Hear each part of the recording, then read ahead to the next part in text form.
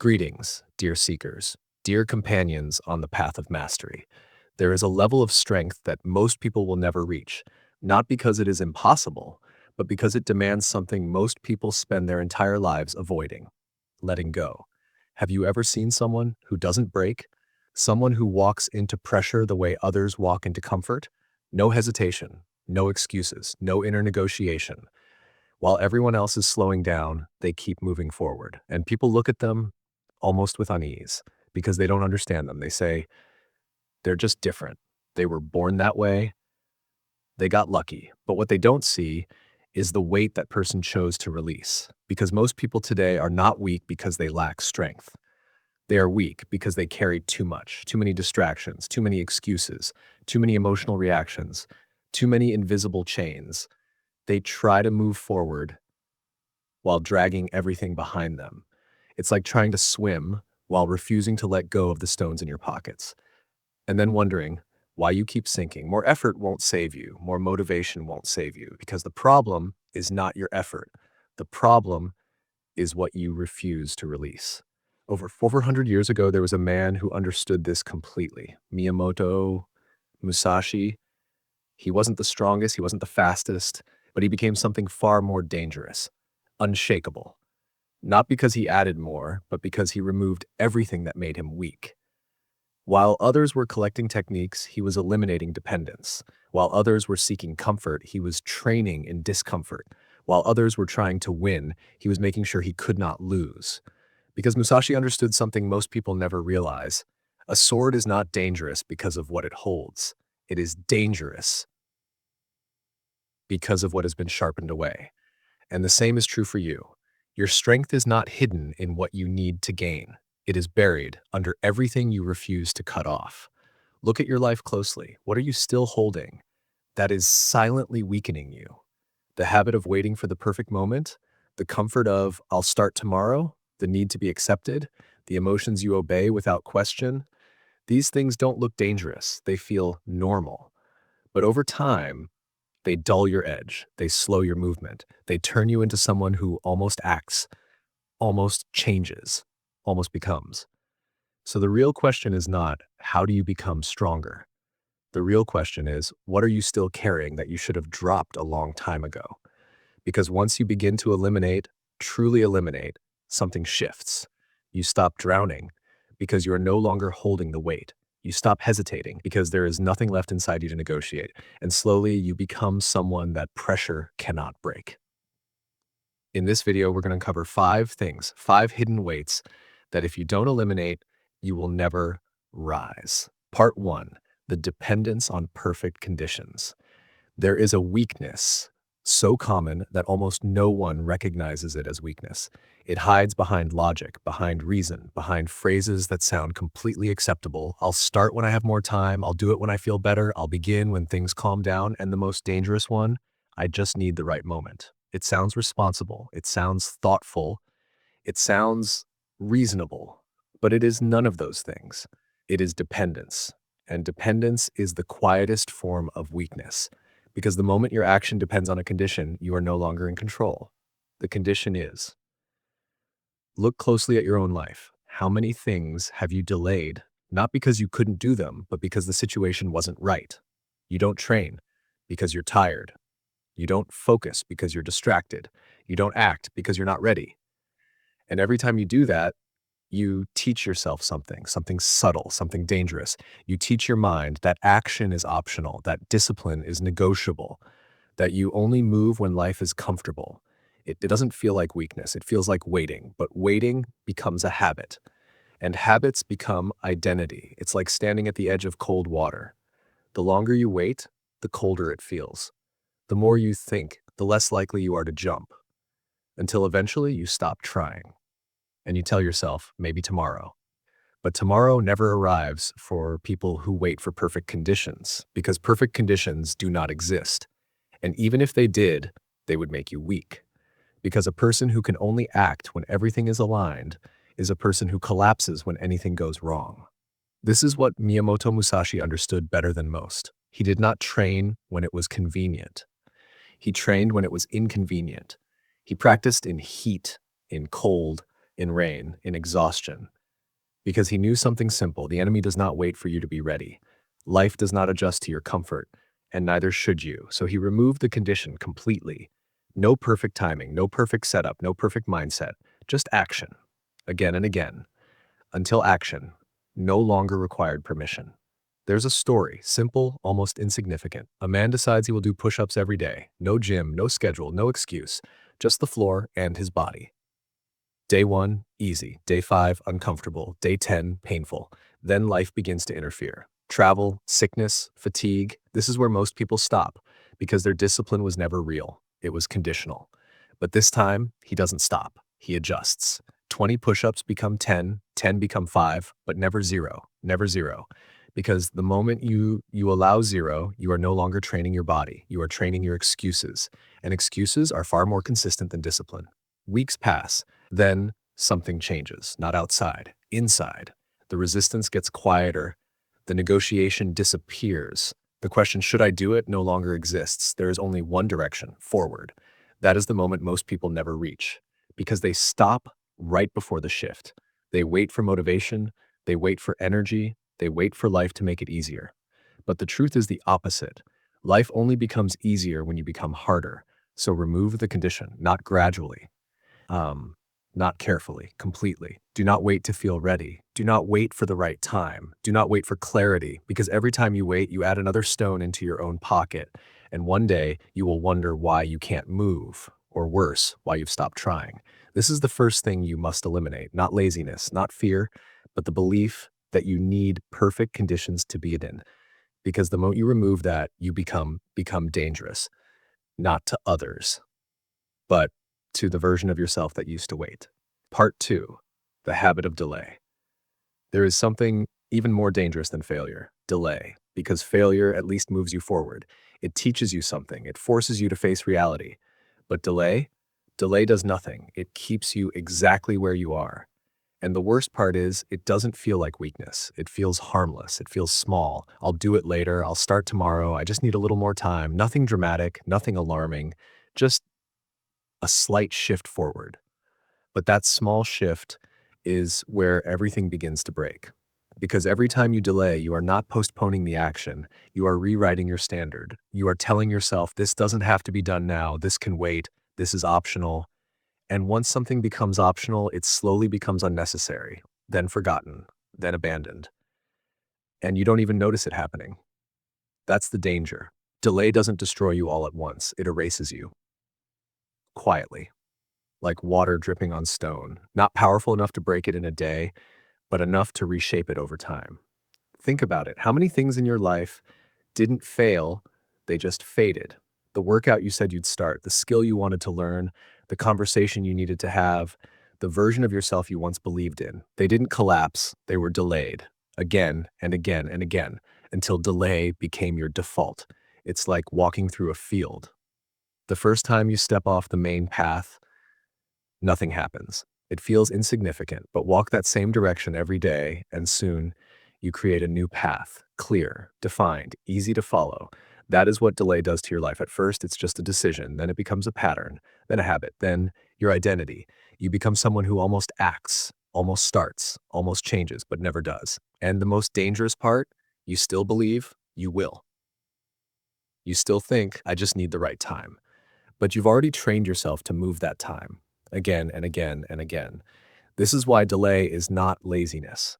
It's avoidance.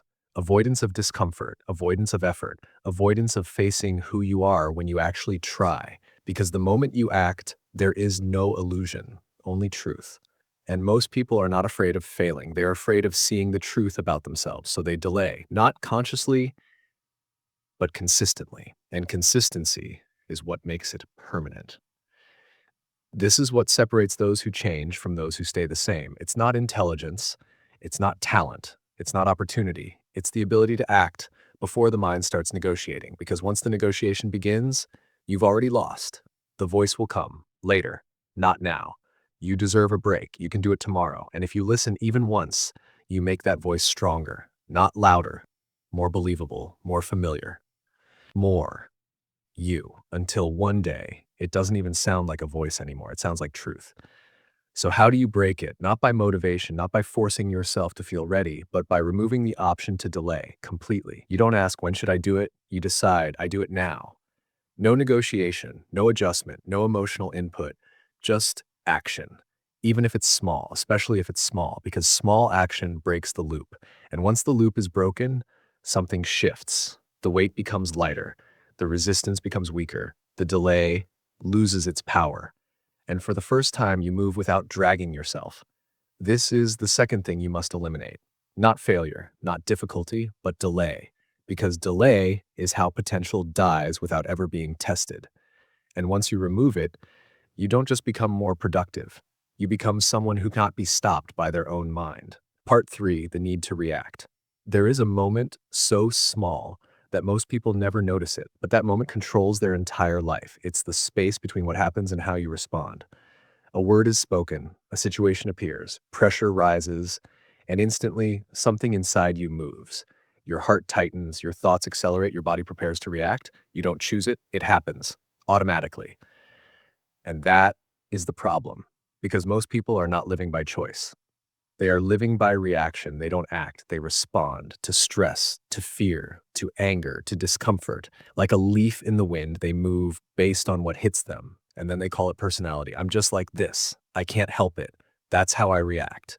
But that is not identity. That is conditioning. And conditioning can be broken, but only if you see it. Look at how most people handle pressure. When something goes wrong, they panic. When someone criticizes them, they defend. When they feel uncomfortable, they escape, not because they decided to, but because they never trained themselves to do anything else. They are not weak because of the situation. They are weak because they are controlled by it. This is what Miyamoto Musashi understood at a level most never reach.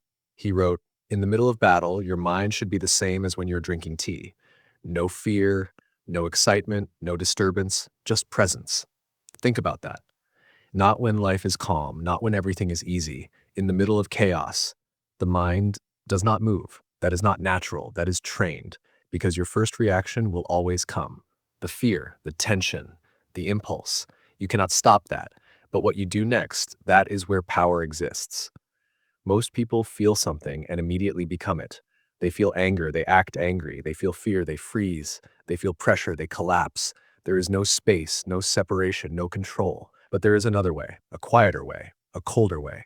When something hits you, you don't react. You observe. The heart is racing, the hands are tense, the mind is loud, and you simply notice. No judgment, no suppression, no escape, just awareness. At first, it feels impossible because everything inside you demands movement. It wants to speak, to defend, to run, to release, but you don't. You stay. And in that moment, something changes. You realize you are not the reaction. You are the one watching it, and that separation is where control begins. There's a difference most people never understand. Feeling is human. Reacting is habit. And habits can be rewritten one moment at a time, one pause at a time, one decision not to react until one day something happens and for the first time, nothing inside you moves. No panic, no rush, no internal chaos, just clarity. You see the situation for what it is, not what you feel. And in that clarity, you act. Not emotionally, not impulsively, but precisely. That is power.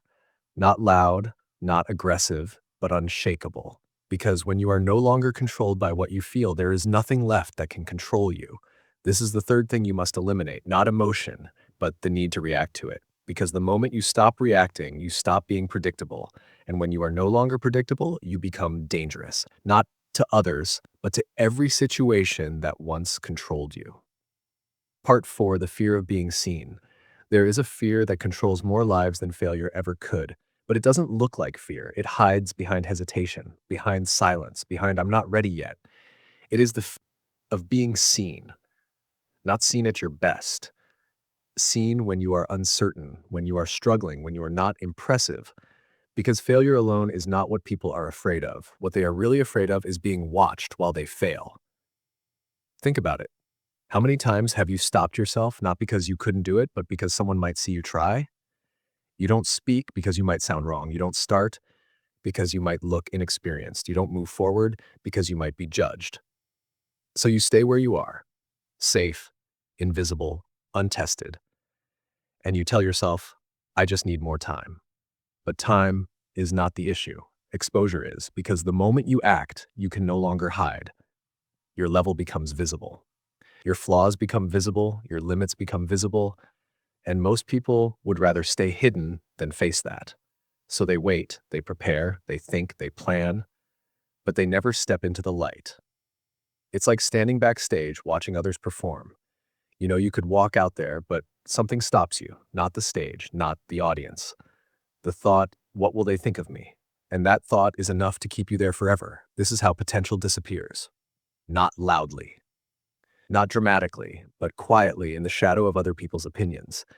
And the irony is, most people aren't even thinking about you. They're too busy thinking about themselves. But your mind creates an audience. It imagines judgment, it invents criticism, it magnifies attention until the pressure feels real and you step back again and again until stepping forward feels unnatural. This is where most people become trapped, not by reality, but by perception. This is why Miyamoto Musashi moved differently. He did not act to be seen. He did not train to be admired. He did not fight to be validated. He removed the audience completely. Because the moment you seek approval, you give others control over your actions. You hesitate because of them. You adjust because of them. You stop because of them. And slowly, you stop being yourself. You become a version designed to be accepted. Safe, predictable, limited. But here's the truth most people avoid. As long as you fear being judged, you will never act freely. And as long as you don't act freely, you will never reach your full strength. Because real growth requires exposure. It requires you to be seen trying, seen failing, seen improving, seen before you are ready. There is no other way. So what do you eliminate? Not people, not the world, but the need to be approved by them. You stop asking, what will they think? And you start deciding what must be done. And once that shift happens, something breaks. The invisible barrier disappears, the hesitation fades, the weight lifts. You step forward not because you are confident, but because you are no longer controlled. And that is the difference. Confidence still depends on feeling. Freedom does not. This is the fourth thing you must eliminate. Not judgment, but your fear of it. Because the moment you stop needing approval, you become unpredictable, unrestricted, unstoppable. Not because the world changed, but because you are no longer performing for it. Part 5, the illusion of self. There is one final thing that must be removed, not adjusted, not controlled, removed, and it is the hardest one because it doesn't feel like weakness. It feels like you, your identity, your story, your sense of self, the voice that says, this is who I am. But what if that voice is the very thing holding you back? Most people don't fail because they lack ability. They fail because they are trying to protect an image of being capable, an image of being respected, an image of not looking foolish. So they hesitate, not because they can't act, but because acting might damage the version of themselves they are trying to maintain. This is ego, not arrogance, not pride, something much quieter, much deeper. Ego is the attachment to who you think you are, and that attachment creates fear. Because if you are your success, you will fear losing. If you are your reputation, you will fear judgment. If you are your progress, you will fear stopping. So you hold on to streaks, to labels, to identity. I'm disciplined, I'm consistent, I'm this kind of person. And the moment that identity is threatened, you panic because it feels like you are being threatened. But here's the truth. You are not your results. You are not your past. You are not your image. You are only what you repeatedly do. Nothing more, nothing less. This is what Miyamoto Musashi understood at the highest level. He did not train to become someone. He trained until there was no separation between himself and the act, no identity to protect, no image to maintain, only practice, continuous, uninterrupted, unattached. Because the moment you remove the self, you remove fear. There is nothing left to defend, nothing left to prove, nothing left to lose. And when there is nothing to lose, you become dangerous, not reckless, not emotional, but free, completely free. There is a point very few people reach where you stop counting progress, stop measuring success, stop seeking recognition. You no longer ask, how far have I come? Or what do others think of me? Because those questions no longer matter. You just continue, quietly, daily, without interruption, like breathing, like walking, like something that no longer requires effort because it is no longer separate from you. At that point, Discipline is not something you do. It is what you are. And once it becomes what you are, it cannot be taken away because you can lose results, you can lose status, you can lose everything external, but you cannot lose what you have become. This is the final elimination, not habits, not fear, not weakness, but the illusion that you are the identity you're trying to protect. Because once that illusion is gone, there is no hesitation, no resistance, no internal conflict, only action, clean, direct, uninterrupted. And that is the level most people will never reach. Not because it is impossible, but because letting go of who you think you are feels like losing everything, when in reality, it is the only way to gain complete control. At the end of all this, you begin to realize something strange. Strength was never something you needed to build. It was something that was already there, buried, hidden beneath everything you refused to remove. You thought you needed more discipline, but what you truly needed was less distraction. You thought you needed more motivation, but what you truly needed was fewer excuses. You thought you needed to become someone else, but in reality, you only needed to stop being the version of yourself that kept holding on to weakness. Because look at what we've uncovered. It wasn't one big flaw. It was 5 quiet things that slowly shaped your life. The need for perfect conditions that taught you to wait. The habit of delay that taught you to postpone. The impulse to react that took away your control. The fear of being seen that kept you hidden. And the illusion of self that made you protect an identity instead of building real strength. None of these are loud.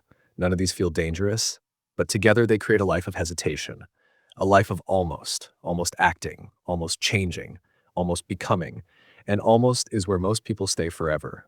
But there is another way, a quieter way, a sharper way, the way of elimination, the path that Miyamoto Musashi walked, not by adding more, but by cutting away everything unnecessary, like a blade that becomes more dangerous, not by growing, but by being sharpened, layer by layer, until nothing dull remains. And the same is true for you. Every time you remove a dependency, you become more stable. Every time you remove delay, you become more decisive. Every time you remove reaction, you become more controlled. Every time you remove the need for approval, you become more free. And every time you remove the illusion of self, you become untouchable. Not because nothing can happen to you, but because nothing inside you can be shaken anymore. And that is the level most people will never reach, not because they can't, but because they won't let go. They will keep adding, keep searching, keep waiting while carrying everything that is slowing them down. So now the question is simple, not what should you do next, but what will you eliminate? What is the first thing you already know you need to let go of? Because the moment you remove it, you don't just improve, you transform quietly, irreversibly. And one day people will look at you and they won't understand. They will call it talent. They will call it luck. They will call it something you were born with.